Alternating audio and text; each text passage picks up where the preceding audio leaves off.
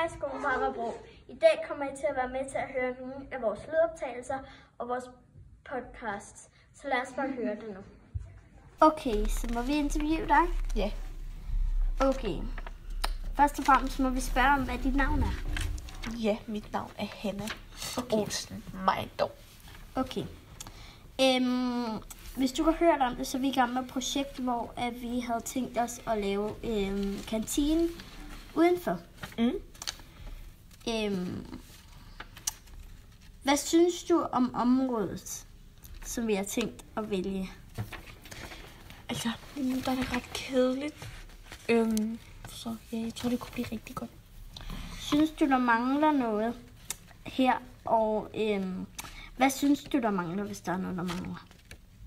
Helt klart en kantine.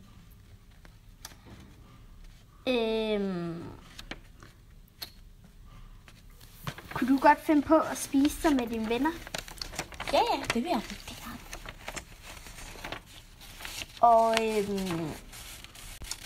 hvad så med, når det regner? Vil du så godt kunne sidde der alligevel? Det kommer an på, hvor meget det regner. Hvis det bare sådan drypper en lille smule, så vil det være fint. Men hvis det regner virkelig meget, så nej tak. Og hvad synes du med, at vi har tænkt os at så købe legeting og gynger til derude? Det vil være rigtig fedt. Og parasoller til, når det regner. Okay, så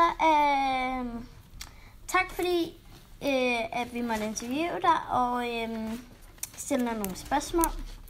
Det var alt for den her interview. Okay. Hej Mille. Hej. Du er her i dag for at svare på vores spørgsmål nu. Ja, Altså over ved græsset ved basketballbanen. Altså hvad tænker du, når du ser på det? det er skide kedeligt. Ja, nemlig. Og derfor vi er her. Vi er her for at sige nogle gode muligheder, som altså om sommeren. Altså elsker du ikke nogle gange at parasoller og så en bænk, hvor du lige kan sidde og spise lidt frokost? Udenfor måske. Og måske lidt lege, mere altså flere legeting. Ja. Ja, det lyder dejligt, ikke? Som bænke, hvor man kan sidde ved sine veninder på græsset lige der. Og så tænke, ej, og de er der og spille brætspil. Det tænker du er rigtig sjovt, ikke? Ja. Og hvad kan du faktisk godt lide at lave, som du tænker, der mangler? Jeg synes, vi skulle have en trampolin eller noget, det der inde i jorden. Ja, det der inde i jorden, det var faktisk også det, vi tænkte på. Det er faktisk en meget god idé. Er der flere idéer, du kan komme med? Også sådan, at der måske er lidt andet end græs. At der for eksempel er Ja. ting. Og det er vi også i gang med på sagen jo, fordi der er også nogle andre grupper, der lige er i gang med at planlægge et helt stort hit. Og derfor tænkte vi, at det kunne være sjovt at høre jeres idéer, så vi ved, hvad I kan lide. Så vi kan sætte det på vores liste. Halle, du er her i dag, fordi vi har tænkt os at tage nogle af jeres spørgsmål til, hvad vi kan gøre bedre her i skolen.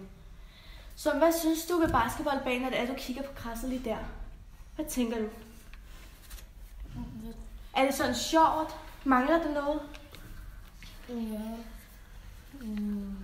Det mangler en minibane. En minibane? Sådan en ekstra bane på en måde. Kan du godt lide at spise udenfor sammen med dine venner på en bænk, hvor er dejligt solskinvejr? Eller have det sjovt? Nogle gange. Nå, kan du godt lide trampoliner, hvor der er trampoliner nede i jorden måske? Ja. Hvor man kan hoppe? Fordi vi vil tage alle jeres idéer sådan med i vores liste, så vi ved, hvad der kan blive bedre. Og er der flere idéer, du måske har, så det kan være sjovt, som du synes, der er sjovt? Mangler det noget? Også for generelt i skolen? Bare sådan noget, der er sjovt, sådan noget leg. Og måske lidt længere frikvarter. Lidt længere frikvarter. Det kan vi godt måske kigge på. Men det bliver rigtig sjovt, fordi vi tænker faktisk på en masse idéer, som flere legeudstyr til at lege med. Og så tænkte vi, altså, det bare skal være bedre, så det bliver sjovt for jer også. Og måske når det regner, kan man være indenfor. Når det regner, man kan være indenfor. Altså, er der sådan noget, der kan måske gøre sådan, så der er måske sådan noget tag, så det bliver sjovere at være udenfor? Så et tagtillæg. Godt. Vi vil tage alle jeres forslag ind i det her, så vi ved, hvad der bliver bedre for jer. Godt, tak for din tid. Emilia, hvorfor du er her? Fordi vi tænker, at der måske mangler nogle gange noget i gården. Altså, når det er, du ser måske, kan du huske lige herovre ved græsset lige her. Ikke på deres side af græsset, men det lille område med det kridt og alt det. Altså, hvad tænker du, når du ser det kedelige sted? Altså, det kunne godt blive blevet bedre. Ja, altså vil trampolinen have flere bænke, og måske hvor man kan komme ud og sidde og spise og have det sjovt med flere ting og legeting. Ja. For eksempel trampolin. Ja. Hvad synes du, der mangler med det? Flere sjove ting. Måske. Flere sjove ting, måske? Ja. Altså, hvad synes du er sjovt for dig? Du kunne være eksempel gynger, trampoliner, det som du gynger, det er perfekt, det har vi også tænkt over. Jeg gynger, ikke?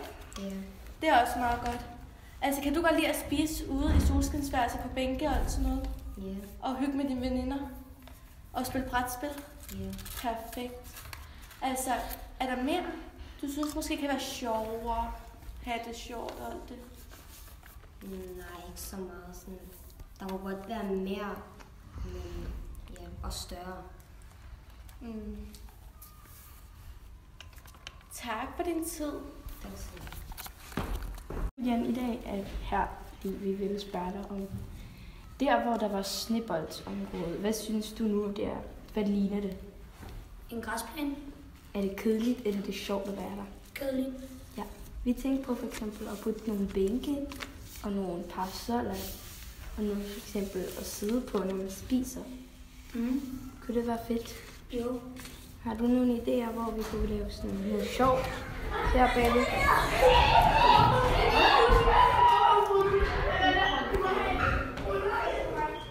Okay. Har du noget, der kunne være sjovt at putte? Sådan for eksempel trampoliner og gynger. Ja, trampoliner.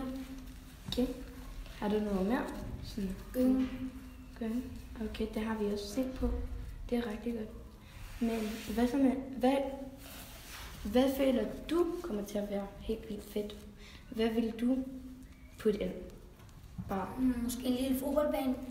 Okay, en lille fodboldbane. Det synes jeg faktisk ikke engang så dårligt. Ja.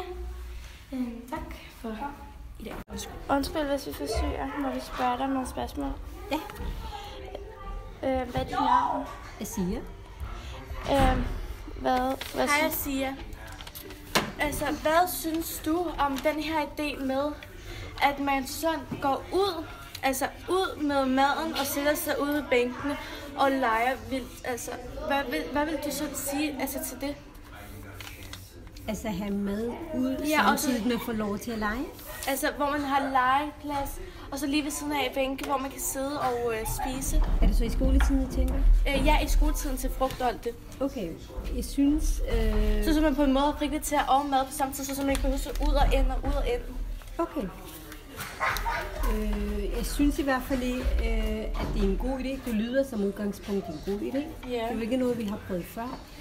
Men jeg ved i hvert fald, når vi gerne vil have, at der både skal være plads til leg og spise, så er der jo bare nogle børn, som faktisk ønsker, at der skal være ro omkring, når de faktisk skal have mad. Så jeg tænker, hvis nu der var et særligt sted, og børnene faktisk kunne få lov til at spise, og man faktisk ikke behøver at være i klasselokalet. Ja. Der kan bare være et problematik omkring skrald, synes jeg. Ja, vi har også tænkt på skraldespanden udenfor lige ved sådan en, hvor man skal smide det ud. Okay. Ja. Men hvad synes du om miljøet så? Altså, hvordan ville miljøet måske have været så, hvis det var? Altså, de små har selvfølgelig deres område lige her, og også vi har området lige her så. Og hvilket miljø tænker Lille på?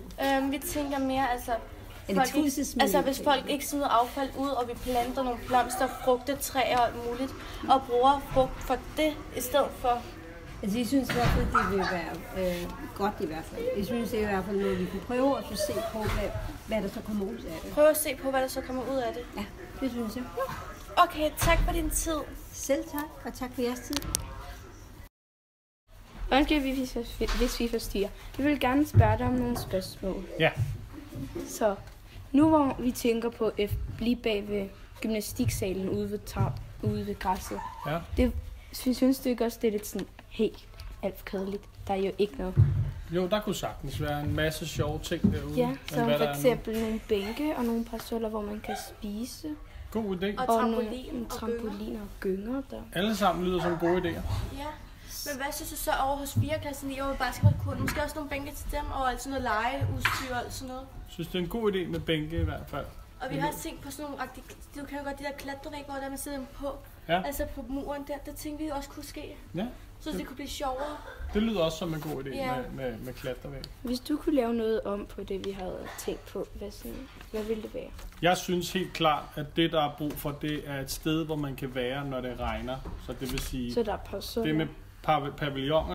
Undskyld, hvis vi forstyrrer. Vi vil gerne spørge dig om nogle spørgsmål. Ja. Så nu hvor vi tænker på lige bag ved gymnastiksalen ude ved græsset. Ja. Synes du ikke også, det er lidt sådan helt alt for kedeligt? Der er jo ikke noget. Jo, der kunne sagtens være en masse sjove ting derude. Ja, som for eksempel nogle bænke og nogle parsoller, hvor man kan spise. God idé. Og trampolin og trampoliner og gynger der. Alle sammen lyder som gode idéer. Ja. Men hvad synes du så over hos 4. klasse 9 over basketballkurven? Måske også nogle bænke til dem, og altså noget legeudstyr og alt sådan noget. Jeg synes, det er en god idé med bænke i hvert fald. Og vi har også tænkt på sådan nogle, du kan jo godt de der klatrevæg, hvor der man sidder på. Ja. Altså på muren der, det tænkte vi også kunne ske. Ja. Så det kunne blive sjovere. Det lyder også som en god idé Ja. med klatrevæg. Hvis du kunne lave noget om på det, vi havde tænkt på, hvad ville det være? Jeg synes helt klart, at det, der er brug for, det er et sted, hvor man kan være, når det regner. Så det vil sige, Så der er personer. det med pavillonerne derude, synes jeg lyder som en rigtig, rigtig god idé. Ja, det var også grund til, at vi tager det med. Ja. Ja.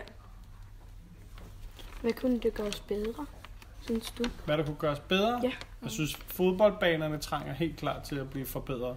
Ja. Fodboldbanen. Det der er en god plan. Fodboldbanerne, og så synes jeg også helt klart det, som vi har nævnt før med pavillonerne. Men vi har også fået at vide, at der kommer kunstigt græs på, så Ja, så det er jo det godt, er at også vi en får af de ting, jo, der bliver forbedret.